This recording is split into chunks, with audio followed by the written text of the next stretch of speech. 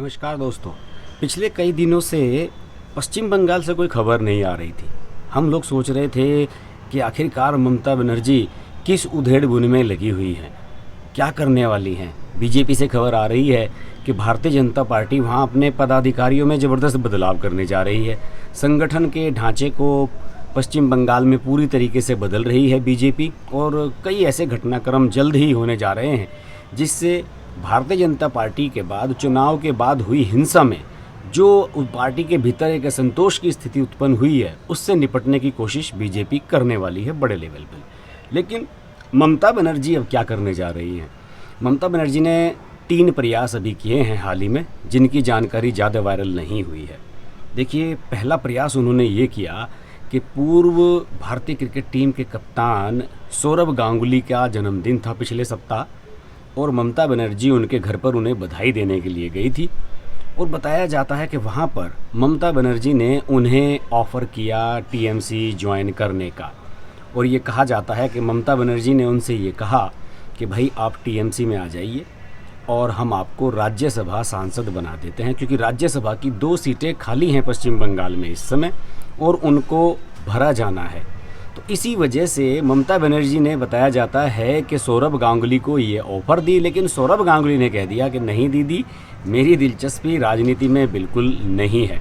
इससे पहले सौरभ गांगुली को ये ऑफ़र बीजेपी ने भी दी थी, और अमित शाह पिछले साल कई बार सौरभ गांगुली से मिल चुके हैं। आप सब जानते हैं कि सौरभ गांगुली भारतीय क्रिकेट कंट्रोल बोर्ड के चेयरमैन हैं और अमित शाह के बेटे जय शाह भारतीय क्रिकेट कंट्रोल बोर्ड के सचिव हैं, और इन दोनों के बीच में बहुत बढ़िया ट्यूनिंग है। और जय शाह के माध्यम से अमित शाह ने कई बार कोशिश की कि सौरभ गांगुली को अपनी तरफ मिला लिया जाए। कई बार अमित शाह ने जय शाह से ये कहा, भाई सौरभ गांगुली इसके मन को टटोल कर ये पूछो कि क्या वो चुनाव में दिलचस्पी रखते हैं, क्योंकि पिछले साल चुनाव का मामला बड़ा पीक पर चल रहा था और भारतीय जनता पार्टी उस समय ढूंढ रही थी पश्चिम बंगाल के लिए एक सीएम फेस, और ये चर्चाएं बड़ी ज़ोर शोर से चली थी कि सौरभ गांगुली अगर तैयार हो जाएं तो ये एक विनिंग कार्ड साबित हो सकता है, और सौरभ गांगुली के नाम पर पश्चिम बंगाल के क्रिकेट प्रेमी और पश्चिम बंगाल की जनता में उनके प्रति जो प्यार है वो सामने आ सकता है, और वो ज्वाइन कर लें अगर बीजेपी, तो बीजेपी को इसका फ़ायदा हो सकता है।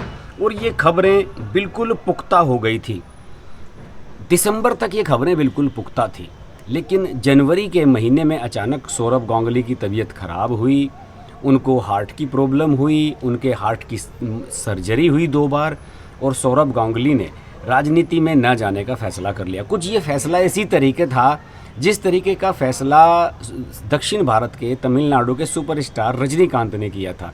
रजनीकांत दिसंबर में अपनी पार्टी लॉन्च करने जा रहे थे, लेकिन उनको भी दिल की प्रॉब्लम हुई थी, हार्ट अटैक हुआ था और उन्हें अस्पताल में भर्ती कराया गया था, और उसके बाद उन्होंने फ़ैसला कर लिया था कि भाई अब मैं राजनीतिक पार्टी नहीं बनाऊंगा, सेहत पहले है, राजनीति बाद में है, और ये मामला वहीं पर दब गया था। उस समय बीजेपी ये चाह रही थी कि अगर रजनीकांत पॉलिटिक्स में आ जाते हैं तो रजनीकांत को अपनी तरफ मिला लिया जाएगा, और डीएमके और कांग्रेस के खिलाफ जो बीजेपी का एआईएडीएमके के साथ गठबंधन था उसे थोड़ी सी मजबूती मिल जाएगी। बहरहाल पश्चिम बंगाल की अगर बात करें, सौरभ गांगुली ने साफ मना कर दिया है, लेकिन सौरभ गांगुली ने भले ही मना कर दिया हो, लेकिन जो शॉटगन शत्रुघ्न सिन्हा हैं उन्होंने हाँ कर दी है, और सुनने में ये आ रहा है कि शत्रुघ्न सिन्हा बहुत ही जल्द, और शायद 21 जुलाई को जो शहीद दिवस का कार्यक्रम होता है तृणमूल कांग्रेस का, उसमें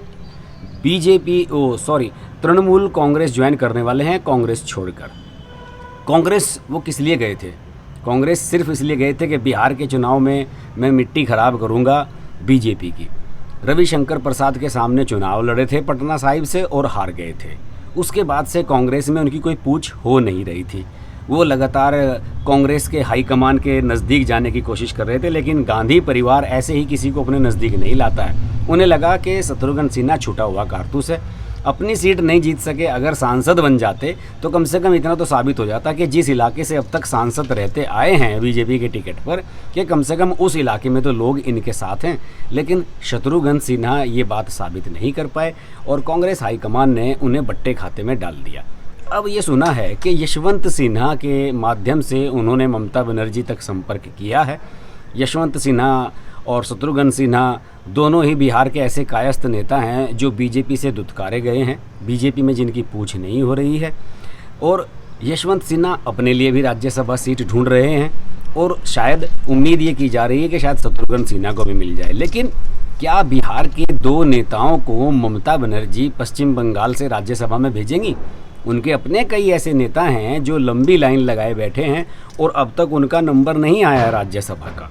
और इस बारे में कई और भी चीज़ें मैं आपको और बताना चाहूँगा कि ख़ासतौर से ममता बनर्जी के सामने आपको बताऊं कि दो जो सीटें खाली हुई हैं, वो दो जो सीटें खाली हुई हैं, एक तो दिनेश त्रिवेदी जो पहले रेल मंत्री रहे, उनके जाने के बाद खाली हुई थी, और दूसरी सीट जो खाली हुई है वो मानस भूइयाँ जो उनके नेता हैं, उनकी सीट खाली हुई है और इन दोनों सीटों को उन्हें भरना है।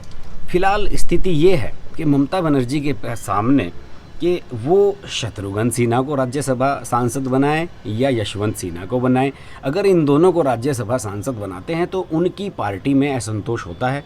उनकी पार्टी के जो उनके जो पार्टी के जो नेता हैं जो बीजेपी छोड़कर अब वापस आ रहे हैं, जैसे कि मुकुल राय बीजेपी के विधायक बन गए थे और अब आ गए हैं फिर तृणमूल कांग्रेस में, और अब उनकी अगर विधायकी जाती है तो उन्हें भी तो राज्यसभा सांसद बनाना चाहेंगी नहीं ममता बनर्जी, क्योंकि वो लंबे समय तक राज्यसभा सांसद रहे हैं टीएमसी के। पहली बार चुनाव उन्होंने लड़वाया, वो भी बीजेपी वालों ने ज़बरदस्ती।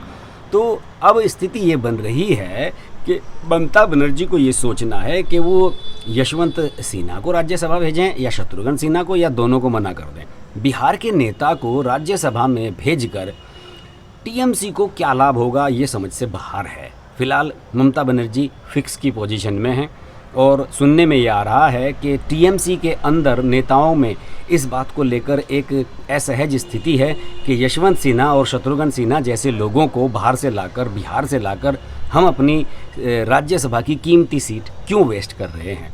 इस मामले पर हमारी नज़र बनी रहेगी। पश्चिम बंगाल की राजनीति पर हम वीडियो लगातार बनाते रहे हैं। अगर आपको मेरे वीडियोस अच्छे लगते हैं तो उन्हें लाइक करें, शेयर करें, कमेंट के माध्यम से अपना फीडबैक दें, और अगर मेरा चैनल आपको अच्छा लगता है तो इसे सब्सक्राइब कर लें। अपने दोस्तों को भी इस चैनल को रिकमेंड करें। देखते रहें हर्ष की बात लाइव। नमस्कार। अगर आपको हमारी वीडियो पसंद आई तो वीडियो को लाइक करें, चैनल को सब्सक्राइब करें और नोटिफिकेशंस के लिए बेल आइकन को प्रेस करें।